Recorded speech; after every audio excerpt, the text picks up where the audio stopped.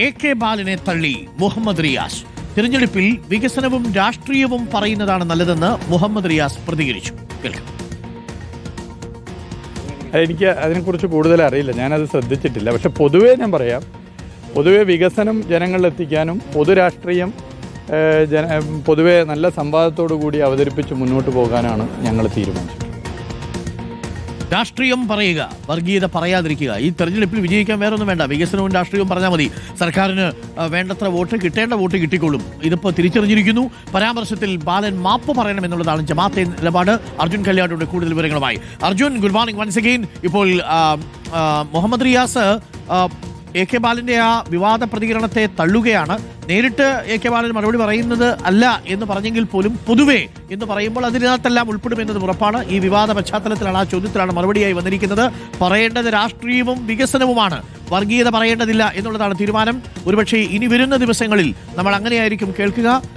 AK ബാലനെ തള്ളുകയാണോ മുഹമ്മദ് റിയാസ്? അർജുൻ കല്യാൺ.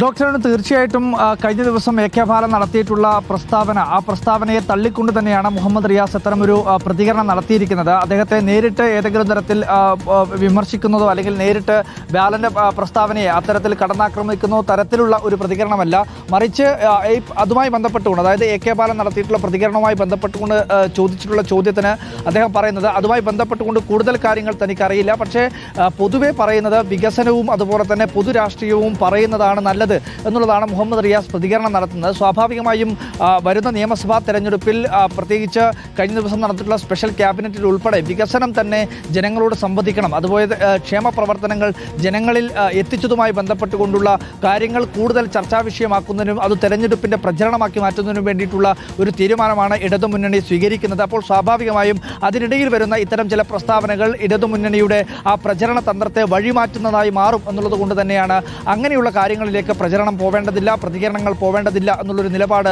പൊതുവെ തന്നെ ഇടതുപക്ഷം സ്വീകരിച്ചിരിക്കുന്നത്. അതുകൊണ്ട് തന്നെ ഇത്തരം ചില പ്രതികരണങ്ങൾ ഉണ്ടാവുന്നത് ഒഴിവാക്കണം എന്ന് തന്നെയാണ് മുഹമ്മദ് റിയാസ് പറഞ്ഞു വെക്കുന്നത്. അദ്ദേഹം പറയുന്നത് വികസനവും അതുപോലെ തന്നെ പൊതുരാഷ്ട്രീയവും സംസാരിക്കണം. ഇത്തരത്തിലുള്ള വർഗീയ ധ്രുവീകരണത്തിന് അല്ലെങ്കിൽ വർഗീയത ചർച്ചയാക്കാൻ പര്യാപ്തമായ രീതിയിലുള്ള പ്രതികരണങ്ങൾ ഒഴിവാക്കേണ്ടത് തന്നെയാണ് എന്നുള്ളതാണ് മുഹമ്മദ് റിയാസിന്റെ പ്രതികരണത്തിലൂടെ മനസ്സിലാക്കേണ്ടത്. എന്തായാലും മുതിർന്ന CPIM-ന്റെ നേതാവായിട്ടുള്ള മുൻ കേന്ദ്ര കമ്മിറ്റി അംഗമൊക്കെ ആയിട്ടുള്ള AK ബാലൻ കഴിഞ്ഞ ദിവസം നടത്തിയിട്ടുള്ള ആ പ്രതികരണം അത് ഇതിനു മുൻപും ചില പ്രധാനപ്പെട്ട നേതാക്കൾ തന്നെ തള്ളി രംഗത്തെത്തിയിരുന്നു.